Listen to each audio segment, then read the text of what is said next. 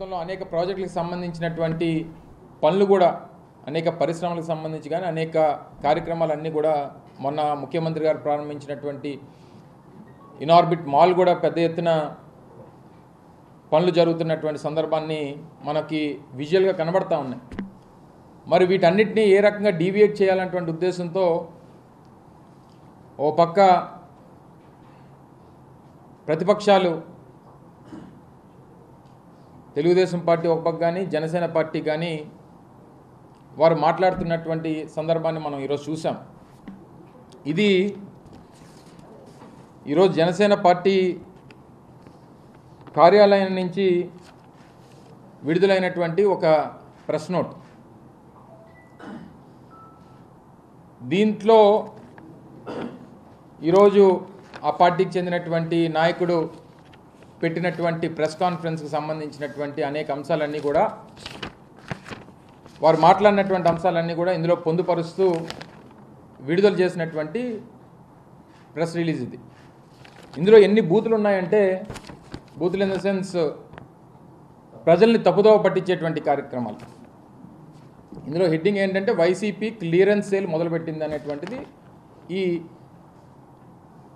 దీనికి హెడ్డింగు. ఇది మాట్లాడింది ఎవరు? జనసేనలో ఉన్నటువంటి ఒక పొలిటికల్ బ్రోకర్. ఎవరు? తెలుగుదేశం పార్టీని జతపరచాలని, తెలుగుదేశం పార్టీని దగ్గర చేయాలి జనసేనకి, లేదా జనసేనని తీసుకెళ్ళి హోల్సేల్గా తెలుగుదేశం పార్టీకి అమ్మేయాలనేటువంటి దానికి మధ్యవర్తిగా వ్యవహరించినటువంటి ఒక పొలిటికల్ బ్రోకర్ చెప్పినటువంటి మాటలు ఇవన్నీ కూడా. ఉమ్మడి రాష్ట్రానికి స్పీకర్ పదవి చేశాడు. ఏదో కాస్త కూస్త జ్ఞానం ఉందని చెప్పి అనుకున్నాం. కొంచెం అన్నా మాట్లాడేటప్పుడు కొన్ని వాస్తవాలు, సరే ప్రతిపక్షంగా ఉన్నారు కాబట్టి అధికారంలో ఉన్నటువంటి రాజకీయ పార్టీని విమర్శించేటువంటి అవకాశం ప్రజాస్వామ్యం ఈ దేశంలో ప్రతి ఒక్కరికి ఇచ్చింది. కానీ ప్రజల్ని తప్పుదోవ పట్టించేటువంటి మాటలు మాట్లాడడం అనేటువంటిది సమంజసం కాదు. వాళ్ళ నాయకుడేమో అజ్ఞాతవాసి, ఈయనేమో అజ్ఞానవాసి. ఇందులో రెండు అంశాలకు సంబంధించి, ఒకటి నియోజన్ ప్రాపర్టీస్ హిందూపూర్కి సంబంధించినటువంటి 350 ఎకరాలకు సంబంధించినటువంటి భూమిని క్విడ్ ప్రోకో కింద ఈ ప్రభుత్వం వారికి కట్టబెట్టింది అనేటువంటిది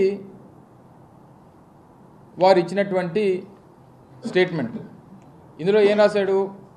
నియోజన్ ప్రాపర్టీస్ లిమిటెడ్ అనే సంస్థకు వైఎస్ఆర్ ప్రభుత్వం, అంటే రాజశేఖర రెడ్డి గారి ప్రభుత్వం హయాంలో 350 ఎకరాలు కేటాయించింది.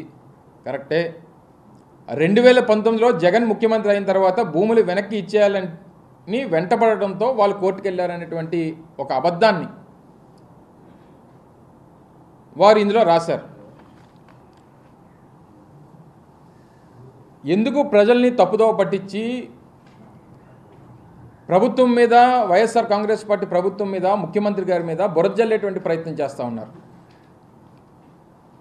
వారికి 2005-06 ప్రాంతంలో గౌరవ ముఖ్యమంత్రి, ఆ రోజు దివంగత మహానేత రాజశేఖర రెడ్డి గారు ముఖ్యమంత్రిగా ఉన్నప్పుడు అత్యంత వెనుకబాటు ప్రాంతమైనటువంటి రాయలసీమ ప్రాంతంలో హిందూపూర్లో ఒక 350 ఎకరాల భూమిని వారికి కేటాయిస్తే ఎపరల్ పార్క్ని ఏర్పాటు చేస్తామని చెప్పి ఆ రోజు ఏపీఐసి ద్వారా వారికి కేటాయించడం జరిగింది. కేటాయించినప్పుడు కూడా ఎస్సీజెడ్గా మాకు కావాలని చెప్పి ఆ సంస్థ కోరితే వారి కోరికని మన్నించి ఇచ్చినటువంటి సందర్భం. 2006 అయిన తర్వాత దాంట్లో ఆ ప్రాజెక్టుకి సంబంధించినటువంటి దానికి ఏపీఐసి కూడా ఆ రోజు ఉన్నటువంటి ప్రభుత్వం అనేక సదుపాయాలు, దానికి అప్రోచ్ రోడ్స్ కానీ లేదా ఇతర ఫెసిలిటీస్ అన్నీ క్రియేట్ చేస్తామన్నటువంటి మాట ఇవ్వడం జరిగింది. ఈ ప్రాసెస్ అంతా అయ్యేసరికి 2009లో రాజశేఖర రెడ్డి గారు మరణించడం, అప్పుడు ఉన్నటువంటి కాంగ్రెస్ ప్రభుత్వం 2011 సంవత్సరంలో ఈ నియోజన్ ప్రాపర్టీస్కి ఇచ్చినటువంటి 350 ఎకరాల భూమిని క్యాన్సిల్ చేస్తూ మీరు ఇంప్లిమెంట్ చేయలేదు కాబట్టి మీకు భూమి ఇచ్చి 2-3 ఏళ్ళు 4 ఏళ్ళు అయింది, మీరు ఇంప్లిమెంట్ చేయలేదు కాబట్టి మేము క్యాన్సిల్ చేస్తున్నాం అనేటువంటి ఒక మాట ప్రభుత్వం ఆ రోజు సంస్థ చెప్తే 2011లో వారు కోర్టుకు వెళ్ళారు. ఈయనే రాశాడు 2019లో జగన్మోహన్ రెడ్డి గారు వచ్చి భూములు వెనక్కి ఇచ్చేయాలని చెప్పి మేము అడిగితే వాళ్ళు కోర్టుకు వెళ్ళారని చెప్పి రాశాడు. 2011 నుంచి 300 ఎకరాల భూమి అత్యంత వెనుకబాటుతనంలో ఉన్నటువంటి రాయలసీమ ప్రాంతం, ముఖ్యంగా హిందూపూర్ ప్రాంతంలో మళ్ళీ అక్కడ యాక్టివిటీ చేయాలి, ఇలాగా కోర్టు కేసెస్లో ఉండిపోకూడదు అన్నటువంటి ఉద్దేశంతో ఆ 350 ఎకరాలు మీరు కోర్టు కేసెస్ విత్డ్రా చేసుకుంటే మీరు ఇంప్లిమెంట్ చేయడానికి, మీకు ప్రాజెక్ట్ ఇంప్లిమెంట్ చేయడానికి ప్రభుత్వం సహకరిస్తుందని చెప్పి మేము పర్మిషన్ ఇచ్చాం మన క్యాబినెట్లో.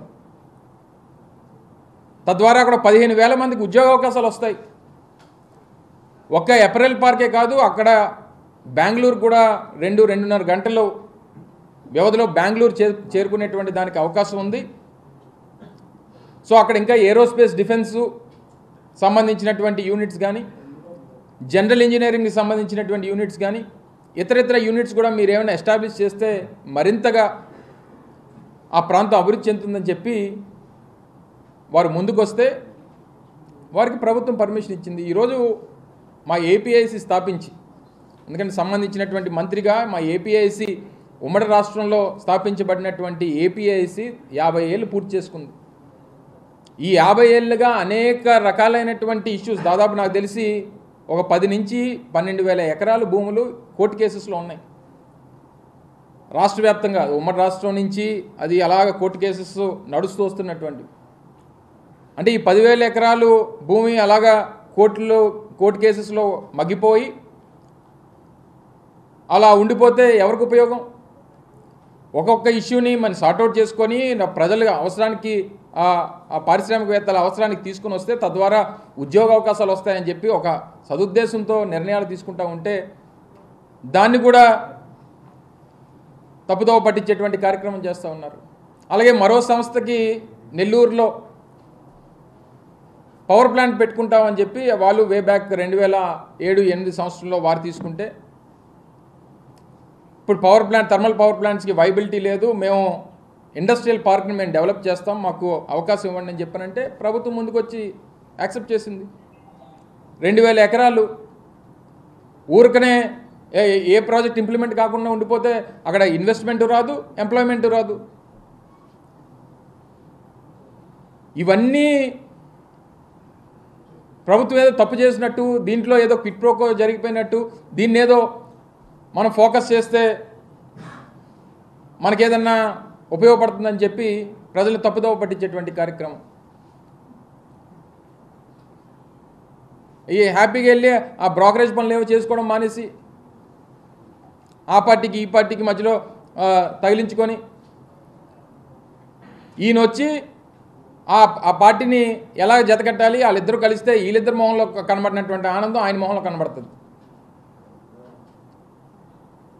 ఆ బ్రోకరేజ్ పనులు చేసుకోవడం మానేసి ఈ పనికిమాలని అంశాలన్నీ తీసుకుని వచ్చి ప్రజలను తప్పుదోవ పట్టించేటువంటి కార్యక్రమం. నిన్న ఏముందని అక్కడికి వెళ్ళి నిన్న ఆ టైకూన్ హోటల్ దగ్గర గొడవ చేస్తానని చెప్పి వచ్చాడు. చెప్పండి, మీరు ఆ సెంటర్ డివైడర్ పెట్టిన తర్వాత రోజు ఆల్మోస్ట్ కిలోమీటర్ మేర ట్రాఫిక్ ఆగిపోయేటువంటి ఆ జంక్షను ఈరోజు ఫ్రీగా నడిచిపోతూ ఉంది. మీరు ఉదాహరణకి మేజర్ సిటీస్ ఎక్కడన్నా చూడండి, దేశంలో ఉన్నటువంటి అన్ని ప్రముఖ సిటీస్లో జంక్షన్స్ అన్నీ కూడా క్లోజ్ చేసి ఫ్రీ మూవ్మెంట్ కోసం తీసుకున్నటువంటి అనేక సిటీసు ఈరోజు దేశంలో ఉన్నాయి.